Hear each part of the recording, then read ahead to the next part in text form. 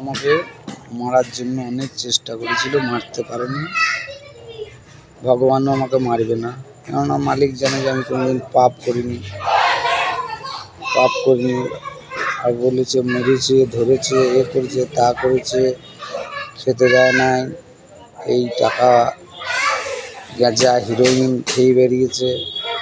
গাঁজা খায় তোর জামাইবুও, গাঁজা খায় তোর 14 গোষ্ঠী।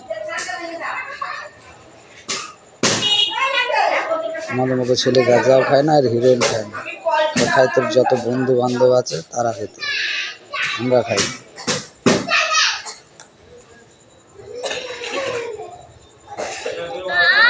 তার মামা আবার বলছে যে আর দূর আসতো না, ওদের পায়ে ধরতে হবে, পায়ে ধরো, তারা পায়ে ধরো তাদের। তোর পায়ে ধরার গোষ্ঠী তোর মেয়েকে পেচ্ছাপ করে দিলে, মেয়ে তুমি বিয়ে দাও গা। ভালো ছেলে আছে তোমাদের হাতে, আমি চোখ দিয়েও দেখতে যাব না, দু চোখ দিয়েও আমি দেখতে যাব না। আমার এইটুকু জীবন গাছাপালায় আমি ঠিক কাটিয়ে দেবো, গাড়িতে না গাছে। আমার কারো পয়সার প্রতিও লোভ নেই। আমার বাবাকে আমি প্রচুর টাকা দিয়েছি, আমার প্রচুর টাকা ইনকাম করে দিয়েছি, বাবা কোথায় উড়িয়ে দিয়েছে। বড় ছেলেকে ডাক্তার দেখিয়েছে, কত কিছু করেছে, কোনদিন হিসাব নিতে যাও।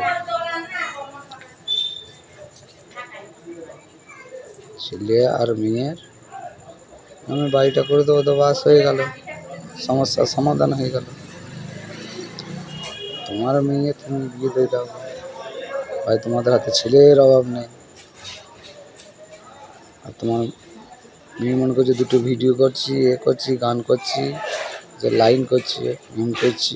আরে মনে করছি ছোটো থেকে সন্ন্যাসী,